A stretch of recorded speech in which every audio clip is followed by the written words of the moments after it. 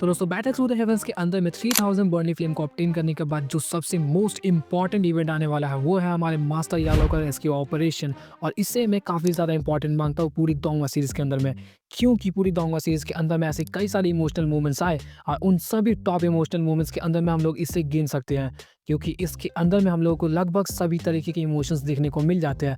सबसे पहला, शोयन का अपने मास्टर यालाओ के लिए प्यार दिखाना, यह हमें दर्शाता है कि एक मास्टर और एक स्टूडेंट के बीच में किस तरीके का बॉन्ड बन सकता है। सेकेंड, वन साइडेड लवर अपनी वन साइड लव के लिए भी अपनी पूरी जान की बाजी को लगा सकती है, जिस बारे में हमें लिटिल फाई डॉक्टर इन सिचुएशंस के बीच में दिखाएगी। उसके साथ साथ तियानो जुनजी और ती जियान हमें सिखाएंगे कि किसी के एहसान को अपनी जान की बाजी को लगाकर कैसे चुकाते हैं। इसके साथ साथ वन जुनजी सिखाते हैं कि एक सच्चा दोस्त अपने सच्चे दोस्त के लिए किस हद तक जा सकता है। लिटरली उस लौंडे ने अपनी पूरी जान की बाजी लगा दी थी और वो भी मरते मरते बचा था। लेकिन इन सभी के साथ साथ जियान को मैंने फर्स्ट टाइम इतना ज्यादा इमोशनल देखा पूरी दोंगा सीरीज के अंदर में। ऐसे कई सारे मोमेंट्स आए जहाँ पर जियान काफी ज्यादा पैनिक तो होती है, लेकिन इमोशनल मैंने कभी नहीं देखा था। तो अब आप लोग समझ गए होंगे कि हमारी इस वीडियो का मेन टॉपिक क्या है। तो बिना किसी टाइम को वेस्ट किए हम लोग वीडियो को स्टार्ट करते हैं। जैसा कि आप सभी लोगों को पता है कि 3000 बर्नी फ्लेम को ऑब्टेन करने के लिए शोयन करंट के टाइम पर जाएगा स्टारडीन के अंदर में। वहां पर जाने के बाद काफी घमासान वहां पर युद्ध होगा सिर्फ और सिर्फ 3000 बर्निंग फ्लेम के लिए, जिसके अंदर में शोयन फाइनली उस फाइट को जीत जाएगा और तकरीबन 6 महीने की कड़ी मशक्कत के बाद वो उस हेवनली फ्लेम को अपने साथ में फ्यूज कर लेगा। जब वो उन तीनों हेवनली फ्लेम्स को एक साथ में फ्यूज कर लेता है तो उसका कलर पर्पलिश ब्राउन हो जाता है और शोयन इस तीनों हेवनली फ्लेम्स के फ्यूजन का नाम रखता है 3000 हार्ट फ्लेम। जिसके बाद शोयन जैसे ही उसको ऑब्टेन कर लेता है तो वो बाहर आता है और उसे देख के वहाँ पे सभी लोग बहुत ज़्यादा खुश हो जाते हैं, क्योंकि लौंडा हमारा 6 महीने से स्टार रील में फंसा हुआ है, जो कि ऐसे ही एक एक्स्ट्रॉर्डिनरी जगह है। साथ ही साथ वहाँ पे वो 3000 बर्निंग फ्लेम के साथ में कैद था, जो कि उसके साथ कुछ भी कर सकता था। लेकिन उसे सही सलामत देख कर सभी लोग काफ़ी ज़्यादा खुश हो जाते हैं। सब लोग खुश तो थे, लेकिन शुआन ही उसे खुश करने के लिए काफ़ी तगड़ी इन्फॉर्मेशन लाती है, जो कि थी मास्टर यालाओ के बारे में। शुआन ही वहाँ पे शोयन को बताती है कि मास्टर यालाओ को हॉलो सालों ने पहले ईस्टर्न मेन सिटी का जो उनका ब्रांच है वहाँ पर कैद करके रखा था। लेकिन अभी रिसेंट के टाइम्स में जब तुम स्टार रिंग में फंसे हुए थे तो उस दौरान उन लोगों ने उन्हें कहीं और ट्रांसफर कर दिया, जो कि मुझे लगता है वो इससे भी ज़्यादा पावरफुल ब्रांच हो सकता है। साथ ही साथ वो ये भी बताती है कि उसके कई सारे जासूस हॉलो सोल्स के अंदर में अभी भी हैं। तो जैसे ही मास्टर यालाओ की करंट लोकेशन के बारे में पता चलेगा तो वो जल्द से जल्द शोयन को इन्फॉर्म कर देंगे। कुछ दिनों तक जांच पड़ताल करने के बाद उन लोगों को मास्टर यालाओ की करंट की लोकेशन पता चल जाती है और वो सभी फिर से एक मीटिंग को हेल्ड करते हैं, जहां पर शोयन को वो लोग बताते हैं कि एक्चुअली में करंट के टाइम पर मास्टर यालाओ को उन लोगों ने कहाँ कैद करके रखा है और वो कोई और जगह नहीं बल्कि एक काफ़ी भयानक जगह है जिसका नाम है डेथ सोल माउंटेन रेंज। और ये काफ़ी भयानक जगह है क्योंकि यहाँ पर कोल्ड की काफ़ी ज़्यादा कंडेंस्ड है। सब समय यहाँ पर कोहरा काफ़ी गहरा छाया हुआ रहता है। साथ ही साथ इसके अंदर में लेवल 7 और लेवल 8 के बीस्ट पाए जाते हैं, जो कि ऑलमोस्ट 9 स्टार दोजोन और उसके साथ साथ कुछ दोजोन लेवल के भी बीस्ट वहाँ पर होंगे। इसके अलावा उसके अंदर में ऐसी कई सारी मिस्ट्रीज है जो अभी तक अनसॉल्व्ड है। वहाँ पे कोई भी इंसान जाता है तो उसकी दोकी तक वहाँ पर फ्रोजन हो जाती है, जिसे सुनने के बाद सभी लोग एक टाइम के लिए चौंक जाते हैं। लेकिन लिटिल फेरी डॉक्टर इन सभी बातों से डरती नहीं है और वो सीधा एक सवाल पूछती है कि वहाँ का जो हॉलो सोल का ब्रांच है वहाँ पर कितने सारे पावरफुल एलीट दोजून्स पाए जाते हैं। और इस सवाल को सुनने के बाद सभी लोग अब और भी ज़्यादा चौंक गए, क्योंकि सभी लोगों ने इस बारे में बिल्कुल सोचा ही नहीं था। तो शुआन कॉन्गजी यहाँ पे इम्प्रेस होते हैं और कहते हैं कि वहाँ पे तकरीबन 5 एलिट दोजून्स है। और इसे सुनने के बाद सभी लोगों की टेंशन अब और भी ज़्यादा बढ़ चुकी थी। शुइन मन ही मन कैलकुलेट करने लगता है कि अगर हॉलो सोल्स वालों के पास में 5 एलिट दोजून्स है तो हमारे पास तियानो जुनजी, लिटिल फेरी डॉक्टर और स्काई डीमन पपेट, ये तीनों 3 एलिट दोजून के साथ में लड़ सकते हैं। और साथ ही साथ मेरी जो करंट की पोटेंशियल है उस वजह से मैं भी एक एलिट दोजून से लड़ सकता हूँ। लेकिन अगर हमारे सामने गलती से भी 2 आ गए तो हम लोग टिक नहीं पाएंगे। तो इस दौरान उसे सिर्फ और सिर्फ एक ही आइडिया आता है। तभी वो अपने हाथ में निकाल के देखता है वो जेड पेंडेंट, जो कि उसे फंग जुनजी ने दिया था। और उस जेड पेंडेंट को देखते हुए उसके दिमाग में सिर्फ एक ही प्लान आता है, जो कि था फंग जुनजी को अपने साइड करना। और ऑफ कोर्स वो आएंगे ही मास्टर यालो को बचाने के लिए, क्योंकि वो उसके बेस्ट फ्रेंड थे। तो उसने फन जुनजी को वहीं पर समन कर दिया, जिसके बाद अब उसकी टीम पूरी तरीके से बैलेंस हो चुकी थी। शुएन यहाँ पे सभी लोगों को फंग जुनजी के बारे में बताता है तो शुआन कॉन्गजी इसे सुन के काफ़ी ज़्यादा खुश होते हैं, क्योंकि उसे पता था कि मास्टर याओचिन का जो सबसे क्लोज फ्रेंड था वो कोई और नहीं बल्कि फंग शियान ही था। इसके बाद शुआन कॉन्गजी को कॉन्फिडेंस आ चुका था कि शुएन इस मिशन को ज़रूर कंप्लीट करके ही मानेगा।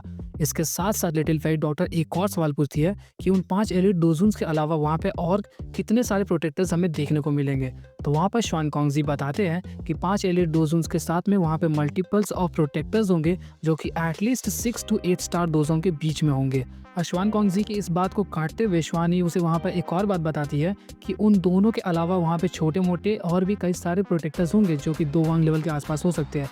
लेकिन उन सभी से परे एक ग्रेट एल्डर्स होते हैं जिनका नाम है तियानजुन्स, जिसे सुनने के बाद सभी लोगों के रोंगटे खड़े हो जाते हैं। शुआनी अपनी बात को कंटिन्यू करते हुए बताती है कि तियानजुन्स जो है वो ऑनरेबल एल्डर्स है और उनकी पावर्स एटलीस्ट 5 स्टार डोज़न के आसपास में होती है। वो इसके साथ-साथ ये भी बताती है कि ओल्ड मूगू तियानजुन के अंदर में रैंक करने के लिए क्वालिफाइड तक नहीं है। जिसे सुनने के बाद शुएन अब और भी ज़्यादा चौंक गया था कि इनकी जो पावर्स होने वाली है वो और भी ज़्यादा हॉरिबल होगी कि ओल्ड मूगू उसके सामने कुछ भी नहीं है। इसके साथ-साथ शुआनी उसे ये भी बताती है कि वो जो ऑनरेबल एल्डर्स है उसके बारे में उतना चिंता करने की ज़रूरत नहीं है क्योंकि तियानजुन्स खुद को इतनी आसानी से कभी भी रिवील नहीं करते जब तक कोई क्रिटिकल सिचुएशन ना आ जाए हॉल ऑफ सोल्स के ऊपर में। इसीलिए मुझे लगता है कि काफ़ी कम चांसेस है कि तियानजुन्स वहाँ पर अपीयर होंगे। इन सभी बातों पर डिस्कस करने के बाद शुआन कॉन्गजी शुएन से पूछते हैं कि वो लोग कब निकलेंगे, तो शुएन वहाँ पे रिप्लाई करता है कि जैसे ही फंग जुनजी यहाँ पर आ जाएंगे हम लोग रेस्क्यू मिशन के लिए एकदम निकल पड़ेंगे। तो उसी दौरान वो लोग वहाँ से डिस्पैच हो जाते हैं। इसके बाद शुएन अपने कमरे में बैठ के एक स्टोरेज रिंग को एक्सप्लोर कर रहा था अपने स्पेशल परसेप्शन से, जो कि उसने एक्चुअली में यी चेन से छीना था। उसके अंदर में उसे एक काफ़ी अजीब तरीके का 2 की मेथड देखने को मिलता है जिसका नाम था ब्लड इविल स्किल, जो कि एक डी क्लास की टेक्निक है और वो भी काफ़ी भयानक है। लेकिन शुएन इसे इस्तेमाल करने के बारे में बिल्कुल भी नहीं सोचता क्योंकि वो ऑलरेडी फ्लेम मंत्रा यूज़ कर रहा है और वो दूसरा 2 की मेथड इस्तेमाल नहीं कर सकता, जिस वजह से उसने सोचा कि वो इसे किसी ऑक्शन में बेच के कोई वैल्यूएबल ट्रेजर्स को ले लेगा। इसके साथ साथ उसी स्टोरेज रिंग के अंदर में उसे मिलता है हेवन ऑफरिंग डीमन हैंड, जो कि एक पावरफुल 2 स्किल था जिससे उसने देखा था कि यी चेन कितनी तगड़े तरीके से इस्तेमाल करता था, जिस वजह से शुएन सोचता है कि इसको प्रैक्टिस करना काफ़ी अच्छा रह सकता है क्योंकि अगर मास्टर को रेस्क्यू करना है तो हमारे पास जितने ज़्यादा पावरफुल 2 स्किल्स हो सकते हैं उतने होने चाहिए। जिसके बाद वो उसे प्रैक्टिस करना वहाँ पर स्टार्ट कर देता है। इसी के साथ साथ शुएन सोच रहा था कि अगर वो फंगस ग्रीन पिल को वहाँ पे रिफाइन कर दे तो वो तियानहुओ जिंजी का एक रैंक को बढ़ा सकता है, जिसके बाद तियानहुओ जिंजी भी 3 स्टार डोज़न बन जाएंगे। तकरीबन 20 से 25 दिन बीत चुके थे और शुएन इन दोनों कामों में काफ़ी जोरों शोरों से लगा हुआ था। उसने काफ़ी ज़्यादा महारत हासिल कर ली थी हेवन ऑफरिंग डीमन हैंड के अंदर में।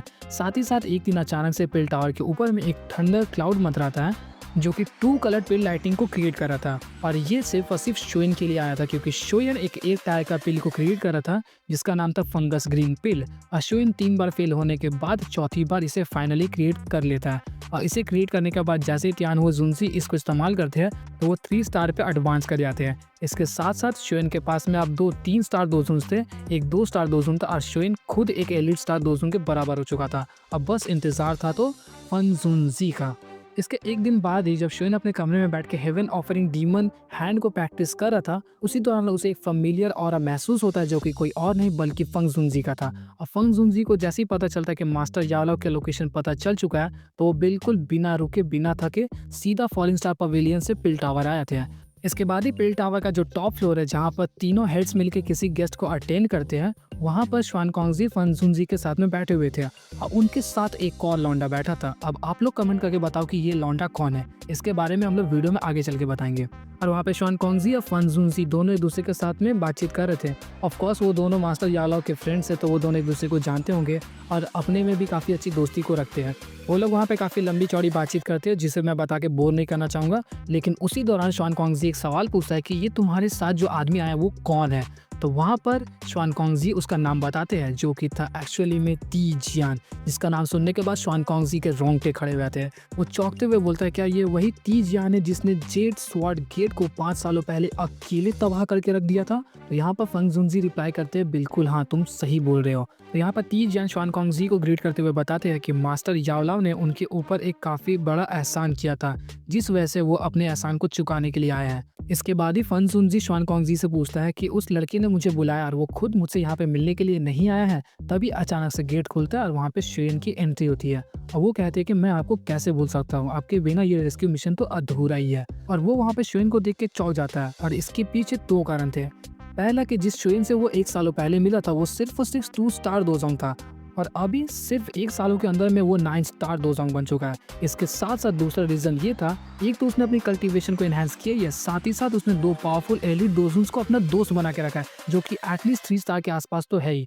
और शुएन की इस प्रोग्रेस को देखकर फंग जुनजी उसे काफ़ी ज़्यादा अप्रिशिएट भी करते हैं। और थोड़ी देर बातचीत करने के बाद ही फंग जुनजी पूछते हैं कि हम लोग कब निकलने वाले हैं रेस्क्यू मिशन के लिए। तो वहाँ पे शुएन बताता है कि कल ही हम लोग निकलेंगे। जिसे सुनने के बाद सभी लोग चौंक गए थे, लेकिन फंग जुनजी वहाँ पे खुश हुआ था, क्योंकि शुएन के अंदर का ये जज्बा अपने मास्टर को बचाने के लिए फंग जुनजी को काफ़ी ज़्यादा इम्प्रेस कर रहा था। सुबह होते ही पिल टावर से कुछ पावरफुल एलीट डोज़न्स बाहर आते हैं, किसी को थोड़ा सा भी भनक लगते हुए, और उनमें सबसे आगे था हमारा शुएन और उनको फॉलो करता हुआ हमारे फेन जुनजी, लिटिल फेई डॉक्टर, तियानो जुनजी, तीजियान और जियान।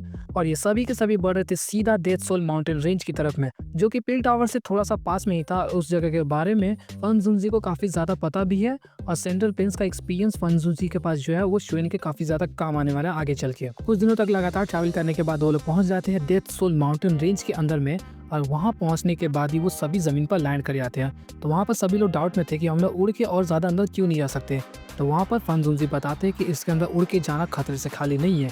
एक तो ये डेथ सोल माउंटेन रेंज है, जहाँ पे कई सारे पावरफुल बीस्ट पाए जाते हैं। साथ ही साथ हॉलो सोल्स वालों ने इसके अंदर में कौन कौन से टैक्टिक्स लगा रखा है, इस बारे में भी किसी को नहीं पता था, जिस वजह से पैदल ही उसके अंदर में ट्रैवल करना काफ़ी ज़्यादा अच्छा रहेगा।